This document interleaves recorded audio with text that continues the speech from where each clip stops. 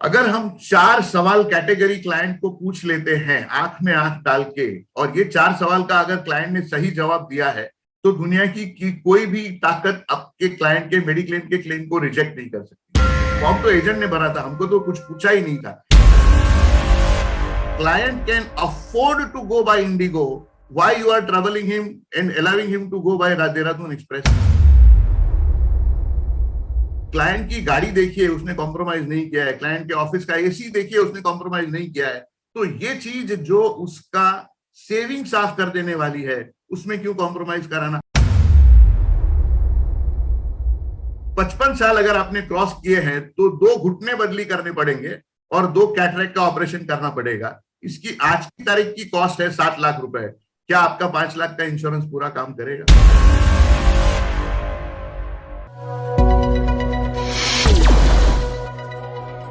मेरा नाम कमल बारोट है। मैं 1989 से जनरल इंश्योरेंस के साथ जुड़ा हुआ हूँ। 89 से 2004 तक मैं हिंदुस्तान की सबसे बड़ी insurance company new India assurance में डेवलपमेंट ऑफिसर था। And when I resign in 2004 I was country number 1। आज के दौर में मैं देख रहा हूं, जैसे उमेश जी ने भी बताया, कि मेडिक्लेम इज मोस्ट इंपॉर्टेंट, क्योंकि मरने से बीमार होने के चांस ज्यादा है और बीमार होने में पूरा का पूरा सेविंग खत्म हो जाना, ये हमने कोविड में देख लिया है। तो मैं बेसिकली 2 मिशन के साथ अपना काम करता हूं। पहला, ये जो मेरे दोस्त है LIC एजेंट, वो काफी लोग उसमें जनरल इंश्योरेंस का काम करना चाहते हैं, लेकिन वो डरते हैं कि कहीं कल क्लेम आ गया तो क्लाइंट नाराज हो जाएगा, मेरा LIC का बिजनेस बंद हो जाएगा, मेरे म्यूचुअल फंड के बिजनेस को फर्क पड़ेगा। तो मैं एक मिशन लेके चला हूं कि ये डर उनके दिमाग से चला जाए, उनके दिल से चला जाए, और जो पोटेंशियल लाइफ इंश्योरेंस से ज्यादा हेल्थ इंश्योरेंस का है वो पूरा का पूरा एक्सप्लोर करें।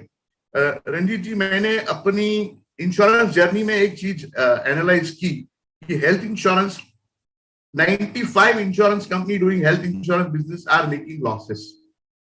प्रॉफिटेबिलिटी नहीं है तो आप बोलेंगे ताला क्यों नहीं लगा देते हैं, लेकिन जो इन्वेस्टमेंट प्रॉफिट है उसके ऊपर ये इंश्योरेंस कंपनी काम करती है। तो जब लॉसेस होते हैं तो क्लेम को कैसे रिजेक्ट किया जाए, क्लेम को कैसे डिले किया जाए और क्लेम को कैसे रिड्यूस किया जाए, ये हथकंडे अपनाने पड़ते हैं कुछ इंश्योरेंस कंपनी को।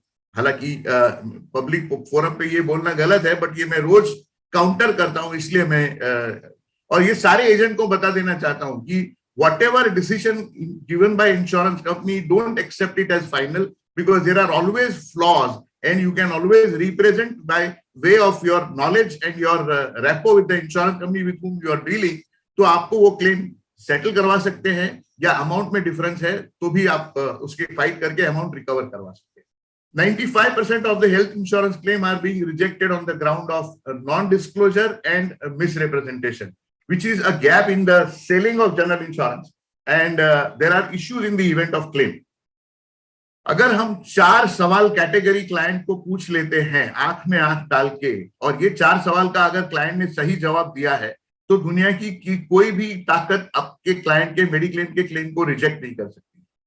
जो हम नहीं पूछते, क्योंकि नॉर्मली जब हम क्लाइंट को पूछते बोले फॉर्म तो एजेंट ने भरा था, हमको तो कुछ पूछा ही नहीं था। 85 to 90% क्लेम में क्लाइंट बोलता है मुझे पूछा नहीं गया था। So this 4 questions please note it down, it will help. Basic सवाल है, लेकिन ये अगर क्लाइंट को कैटेगरिकली पूछा गया तो it will make difference in the event of claim.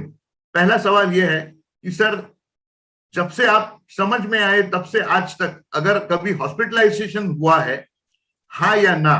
हाँ तो किस चीज के लिए, कब, और आज उसके लिए आपको कुछ दवाई लेनी पड़ती है कि नहीं? अगर डिस्चार्ज कार्ड की कॉपी मिल जाए तो उसके जैसा कुछ नहीं। लेकिन first question, have you been hospitalised since the time of birth till now for whatever reason? Please give me details. ये डिटेल्स 90% केस में होती ही नहीं है। हालांकि और हम तकलीफ ये है कि 4 बार मीटिंग करके 6 बार पूछने के बाद भी क्लाइंट भूल जाता है हमको बताना, लेकिन हॉस्पिटल के डिस्चार्ज कार्ड पे ये डिटेल्स जरूर आती है और दिक्कत होती है। इसलिए ये सवाल इंसिस्ट करके 2 बार पूछना पड़े तो 2 बार पूछ के डिटेल लेना। और आप ये ऑनलाइन को तो कंपटीशन गिनिए ही नहीं, कि आप सबका एक्सपीरियंस होगा कि आप इतनी दफे पूछते हैं तो भी क्लाइंट बताना भूल जाता है, तो ऑनलाइन पे 2 मिनट में तो ये जवाब देगा ही नहीं। इसीलिए ऑनलाइन के साथ मैक्सिमम डिस्प्यूट्स क्लेम के वक्त चलती है। तो पहला ये सवाल बहुत इंपॉर्टेंट है, इसकी डिटेल आप नोट कर लीजिए, क्योंकि देखिए बिजनेस नहीं आएगा तो चलेगा, कमीशन नहीं मिलेगा तो चलेगा, लेकिन क्लेम रिजेक्ट होने से रेप्यूटेशन, एक कस्टमर 100 कस्टमर लाता है और एक कस्टमर 200 कस्टमर को नाराज कर सकता है। तो ये नॉन डिस्क्लोजर का जो मेन पॉइंट है, ये आपने ध्यान में रखना है। दूसरा सवाल, सर सवेरे चाय नाश्ते के साथ में diabetes, blood pressure, cholesterol, asthma, vitamin, protein, कोई गोली लेनी पड़ती है क्या सर? अगर जवाब ना आया तो बहुत अच्छी बात है, हाँ आया तो कौन सी गोली, कितना पावर और कब से लेनी पड़ती है, ये आप लिख लीजिए। फॉर्म में तो भरवाई है, लेकिन ये भी डिटेल आप लिख लीजिए। तीसरा इंपॉर्टेंट सवाल, सर गए 5 साल में आपने stress test, cardiogram, CT angio, कोई भी सोनोग्राफी, कोई भी ऐसा बड़ा रिपोर्ट निकाला है? अगर निकाला है तो सिर्फ हेल्थ चेकअप के लिए निकाला है या कुछ तकलीफ थी इसलिए निकाला है? तो अगर हेल्थ चेकअप के लिए निकाला है तो अच्छी बात है, आप आगे बढ़ सकते हैं। लेकिन अगर कुछ दिक्कत के लिए निकाला है तो वो क्या थी, आज उसकी पोजीशन क्या है, ये डिटेल लिख लेना जरूरी। And fourth most important question is, sir दारू, सिगरेट, तंबाकू या ड्रग कभी लेते थे, आज ले रहे हैं तो कितना ले रहे हैं, और छोड़ दिया तो कब से छोड़ दिया? क्योंकि अनफॉर्चुनेटली कैंसर इतना बढ़ रहा है। साल में मैंने अपने कोर्ट में 22 क्लेम ओरल कैंसर के सेटल किए हैं तंबाकू वाले, और वो उसमें से ये सवाल पूछने के बावजूद there are cases where I could not win over the situation, क्योंकि क्लाइंट ने झूठ बोला था। तो अपना देखिए, sale is not permanent, advice is permanent. मैं ऐसी कई almost 700 policies I am servicing which I have not sold, because your reputation is going to get you the business and not the sales. आज policy आएगी और अगले साल कोई और एजेंट लेके जाएगा तो उसका क्या फायदा? तो ये 4 सवाल पूछ के अगर आप इसका सही जवाब लेते हैं तो आप चैन की नींद सो सकते हैं, और आपका क्लाइंट भी चैन की नींद सो सकता है। और क्लेम के वक्त आप किसी भी इंश्योरेंस कंपनी को इसमें से कुछ रिजेक्शन के लिए नहीं मिलता है। तो ये 4 चीज बेसिकली मैं आपको बताना चाहूंगा, और यही चीजें नॉर्मली हर इंश्योरेंस कंपनी को परवड़ने की नई वजह से प्रीमियम बढ़ा रही है। रंजीत भाई, 2017 में entire business was with public sector company, लेकिन उन्होंने इतना प्रीमियम बढ़ा दिया कि काफी लोगों ने मेडिक्लेम पॉलिसी ऑप्ट करना छोड़ दिया कि भाई चैरिटी ट्रीटमेंट ले लेंगे, लेकिन इस तरह का प्रीमियम नहीं परवड़ता है। तो उसको हम दूसरी कंपनी में ले गए, 2 साल बाद वो दूसरी कंपनी ने भी प्रीमियम बढ़ा दिया, तो हम तीसरी में ले गए। It is basically not advisable, because कहीं ना कहीं अगर जिस कंपनी ने आज पॉलिसी ली है उसको पहले साल में क्लेम आया तो क्लाइंट को दिक्कत हो सकती है। तो सस्ता बेचने जाते हैं। सी सर, डेफिनेटली क्लाइंट की जेब को देखना बहुत जरूरी है, लेकिन एक क्लाइंट को बॉम्बे से दिल्ली जाना है और उसको 3 ऑप्शन है कि अगर बॉम्बे से एक देहरादून एक्सप्रेस करके गाड़ी चलती है, 24 घंटे में पहुंचाती है धूल खाने के बाद। दूसरी राजधानी एक्सप्रेस है जो 16 घंटे में पहुंचा देती है, और तीसरा इंडिगो है जो चेक इन चेकआउट के साथ में 3.5-4 घंटे में क्लाइंट को दिल्ली पहुंचा सकता है। अब दूसरा एजेंट उसको राजधानी की या देहरादून की टिकट दिखाते वो बेचता है, तो मुझे वो see we are advisor, we are not agent. Then client can afford to go by Indigo, why you are travelling him and allowing him to go by Dehradun express?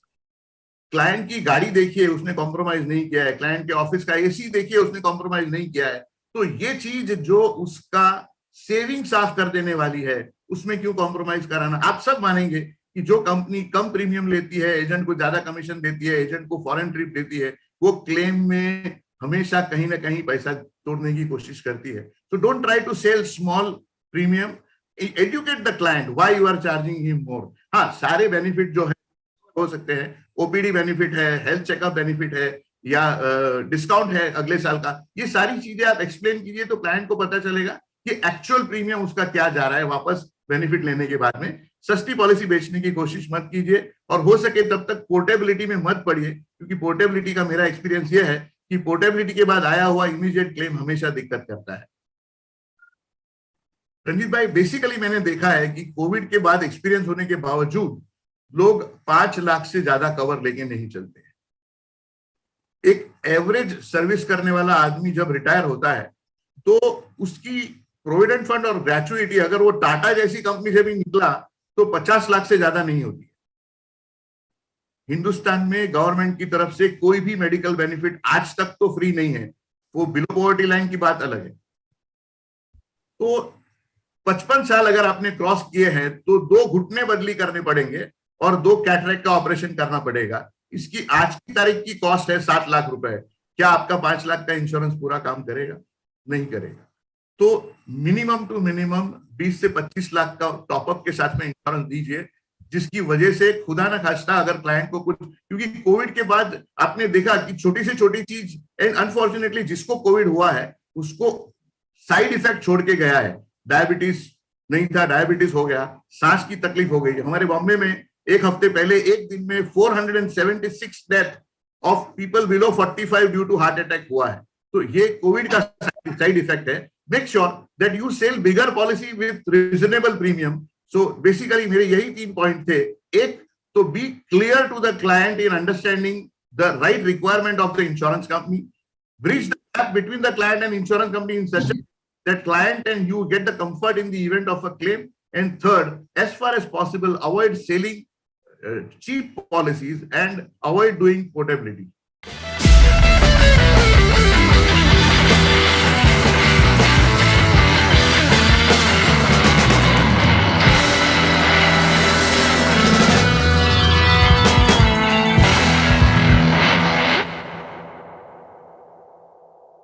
BITV channel पर आपका स्वागत है। BITV यूट्यूब चैनल पर subscribe करिए, bell icon दबाएं।